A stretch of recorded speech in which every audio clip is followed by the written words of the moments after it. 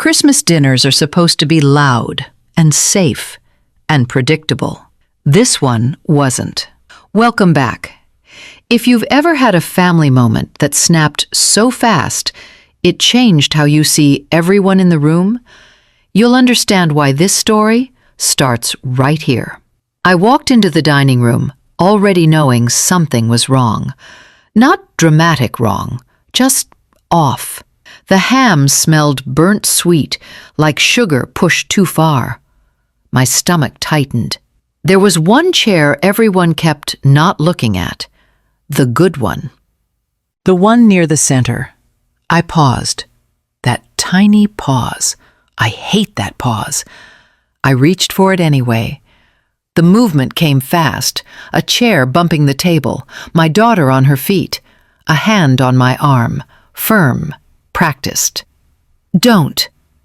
She leaned in just enough for the room to hear. That seat is for my real mom. Get out. The chair legs screeched. Too loud. I staggered back half a step.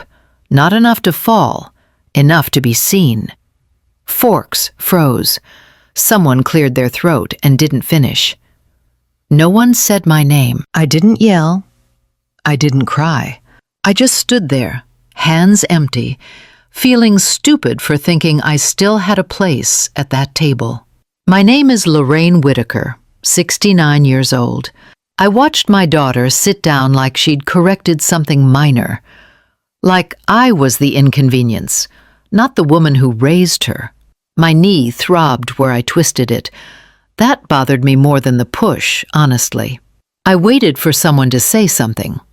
Anyone. Nothing came. Something shut off inside me then. Not anger, not sadness.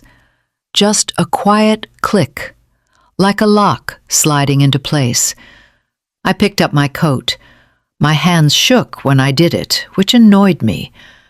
I walked out without looking back. Later, I'd realized that silence wasn't confusion. It was agreement.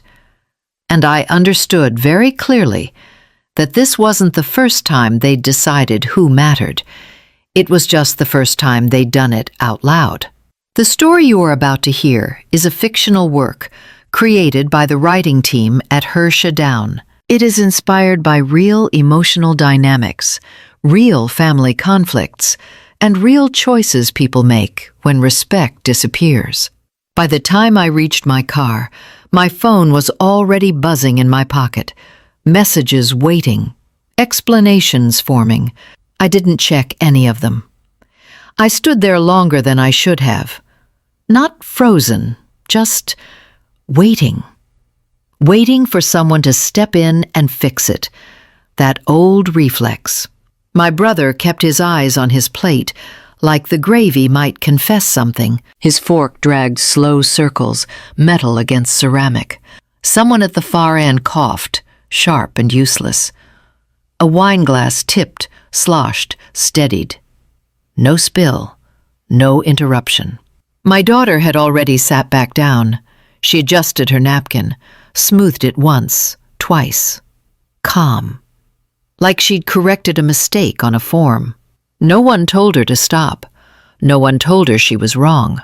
A voice finally came out of someone's mouth, not loud, not brave. Let's not make this a thing. Another one followed, softer. It's Christmas. Not my name. Not an apology.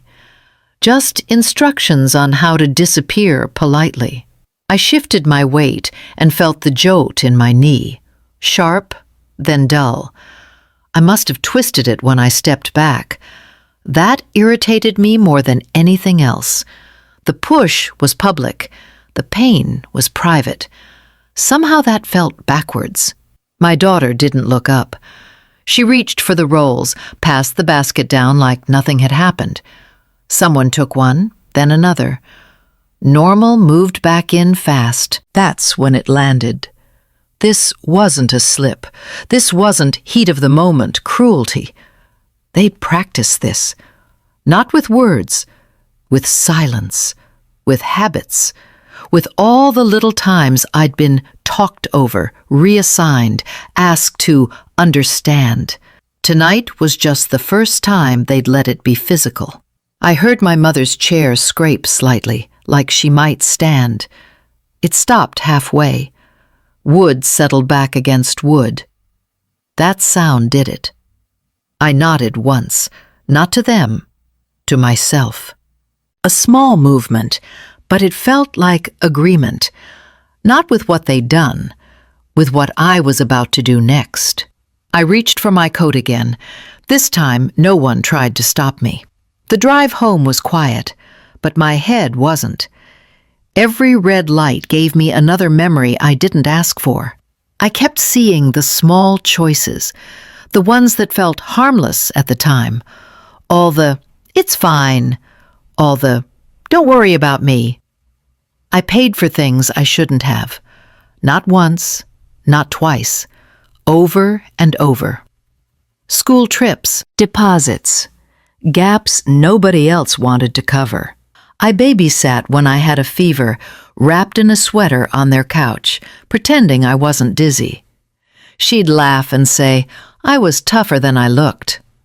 I liked that then. I let her call someone else Mom. Not because it didn't sting, because I didn't want to look insecure, or bitter, or old. I told myself love was flexible, that real mothers didn't compete. I swallowed the discomfort and called it maturity. My phone buzzed in my pocket before I even reached my driveway. Same house, same table I'd just left. Let's talk later. No apology, no concern, just a scheduling note, like I'd missed a meeting. I stared at the screen longer than I should have. Later had always been their favorite word. Later meant not now. Later meant never. I set the phone face down on the passenger seat. My knee throbbed again when I got out of the car, sharp enough to make me wince. That felt earned, at least. Inside my house, I kicked off my shoes and stood there, coat still on, keys still in my hand. It hit me then, slow and heavy. None of this happened overnight. I didn't get pushed out of a chair in one moment. I moved myself inch by inch, smiling while I did it, calling it love. I didn't argue. That surprised everyone. It surprised me too. My mouth opened once, then closed. Whatever I thought I was going to say didn't feel worth the air it would take up. I reached for my coat instead. My hands shook when I slid my arms into the sleeves. I hated that part. It felt like weakness, even though I knew better. A voice floated in from somewhere behind me. Not firm, not kind. Let's calm down, calm down. Like I'd knocked a glass over, like I'd raised my voice, like I was the disruption that needed managing. I kept my back to them, tugged the coat straight, picked up my purse. Someone else tried, softer. We can talk about this. Talk meant explain. Explain meant defend. Defend meant beg. I stepped outside before anyone could say my name. The air hit my lungs hard, cold and damp. Wet brick, old leaves, savanna after sunset.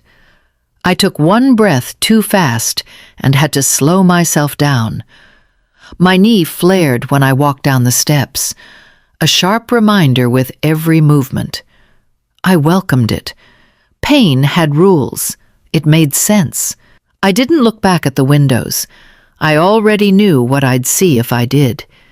People frozen in place, plates untouched. My empty chair pushed slightly back from the table. I stood by my car for a second longer than necessary, keys cold in my palm. That was when the calm settled in. Not relief, not peace, just certainty. I knew what I was going to do next.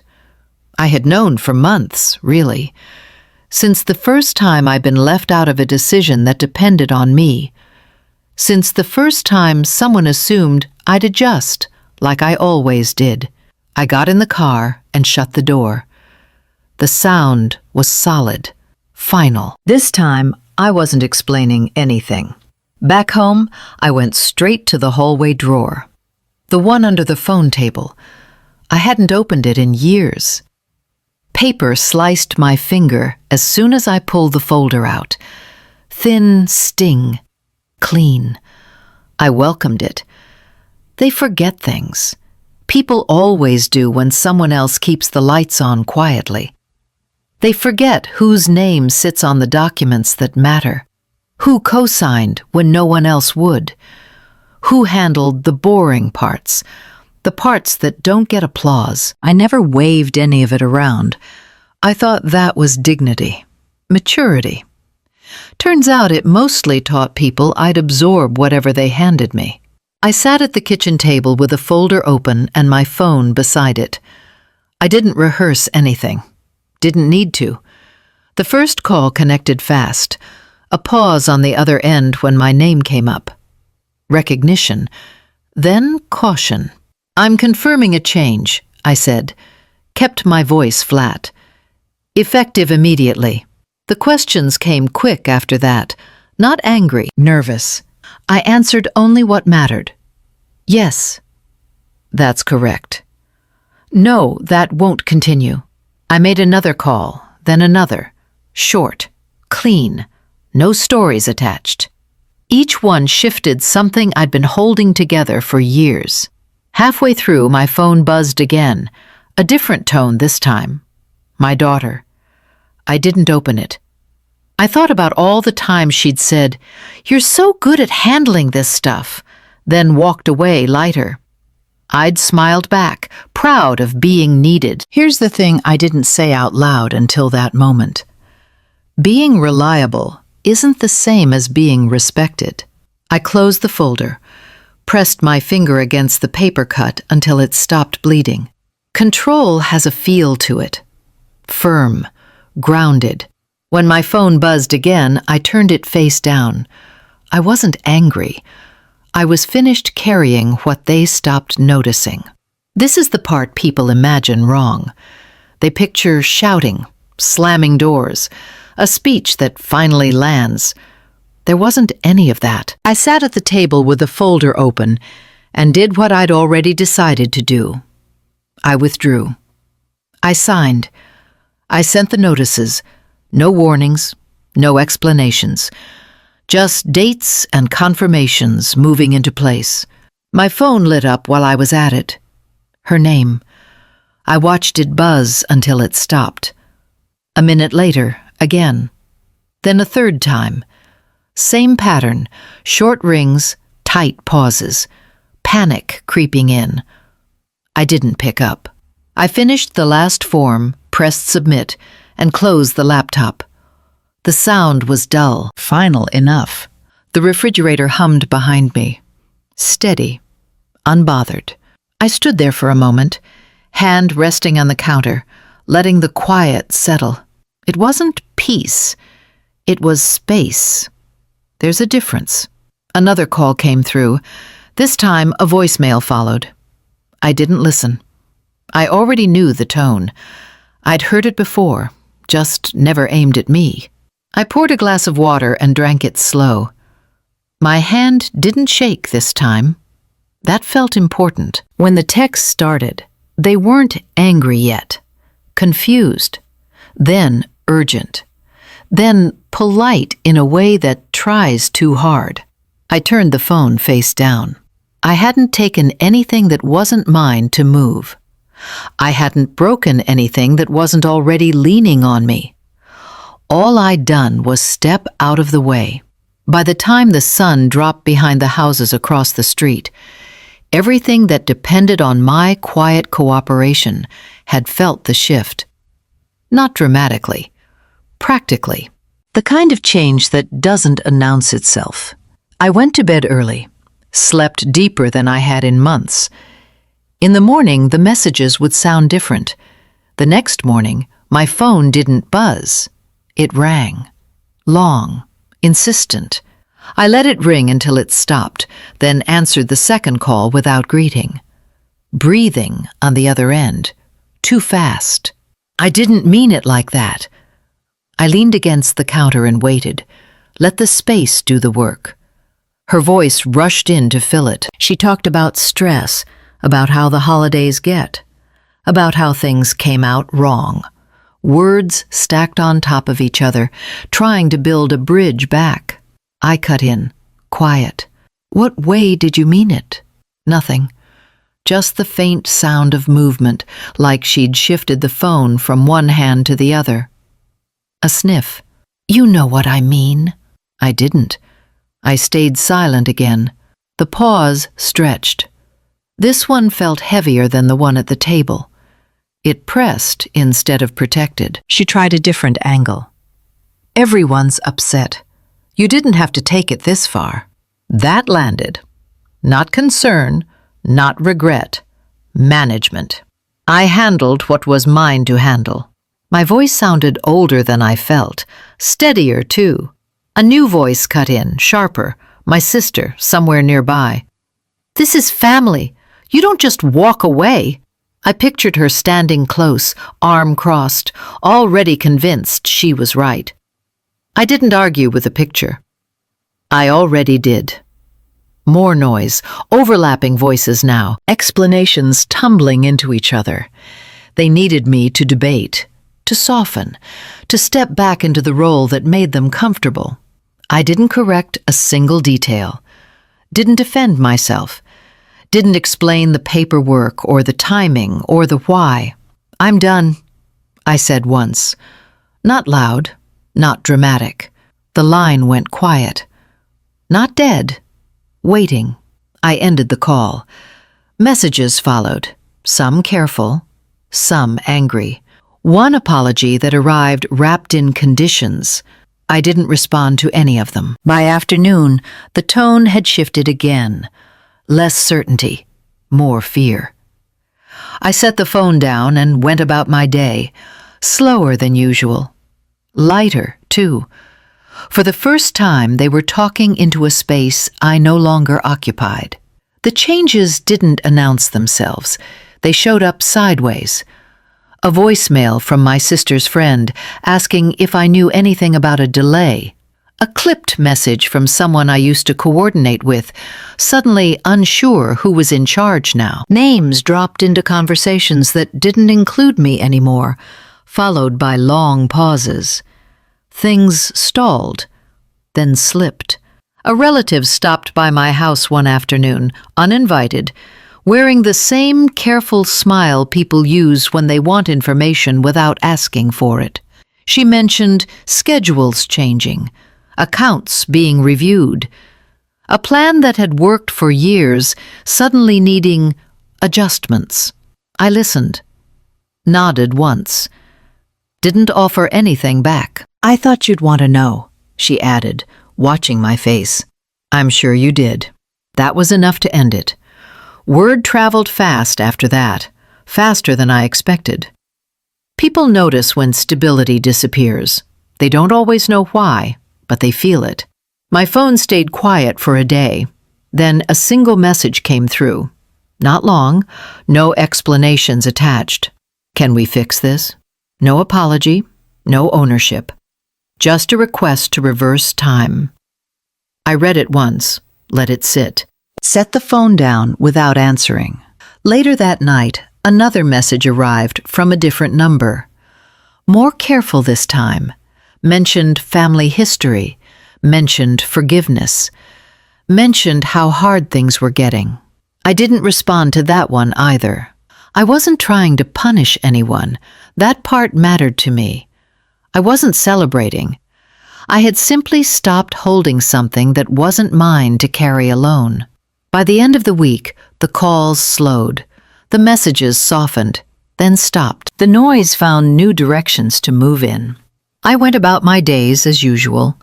Groceries, appointments, quiet evenings. The difference was subtle, but real. For the first time, the weight was on the people who had decided it didn't belong to me. The next Christmas was quiet.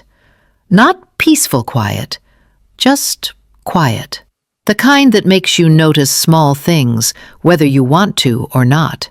I heated soup and poured it into a mug, because I didn't feel like washing a bowl, took a sip too fast and burned my tongue, swore under my breath, then laughed because, of course, I did. It felt like something I would have scolded my daughter for once. Full circle, I guess. A neighbor texted earlier in the day. Simple. Merry Christmas. Doors open if you want company. I typed back, thanks, and meant it. But I didn't go. I sat at the table alone. One chair. No debate over where I belonged. No scanning faces. No bracing myself. That part surprised me. I didn't feel victorious. There was no rush. No sense of winning. What I felt was lighter and sad at the same time, like setting something heavy down and realizing it had been holding you upright, too. My phone stayed face up on the table. No messages, no calls. That used to scare me. Now it just felt factual. I remembered other holidays, loud ones, complicated ones, all the ways I'd adjusted myself to fit into rooms that never adjusted back. I hadn't erased those memories. They were still there. They just didn't get to decide anything anymore. Later in the evening, I turned on the television for noise and muted it. Watched people talk without hearing them. That felt right. I rinsed the mug and left it upside down on the towel. Small routine. Mine. No one pushed me out of a chair that night. No one needed to. I went to bed earlier than usual, not to escape the day, just because I was tired in an honest way. Sleep came easy. In the morning, I knew this quiet wasn't temporary. It was something I'd chosen to live with. People ask if I regret it. Not all at once. In pieces. A neighbor while checking the mail. A cousin at the grocery store. They lower their voices like regret is something that might overhear. I don't give them a clean answer. I don't have one. I miss who I thought my daughter was. The version of her that used to call just to tell me something small. The laugh she had before everything turned sharp. I sit with that loss more often than I admit. What I don't miss is begging. Not for respect. Not for patience. Not for a chair at a table that never stayed warm for me. I didn't destroy anyone's life. That story doesn't sit right with me. I didn't storm in and flip anything over. I stepped away. I stopped answering. I let things land where they were already headed. That part still surprises people. A message came through one afternoon weeks later. No name attached this time. Just a number I recognized anyway. I'm trying to understand. I stared at it for a while. Long enough to feel the old instinct wake up. The urge to explain myself into being forgiven. I didn't reply. Another message followed the next day. Shorter. Less certain. I don't know how to fix this. I set the phone down and made tea. Let it steep too long. Drank it anyway. Some days I think about unblocking her. I imagine a conversation that goes differently this time. Quieter. More honest. Other days, the silence feels earned. Not peaceful exactly, but stable. I haven't decided everything. I don't think I need to. What I know is this. I made one choice I didn't undo. And the world didn't collapse around me. It kept moving. So did I.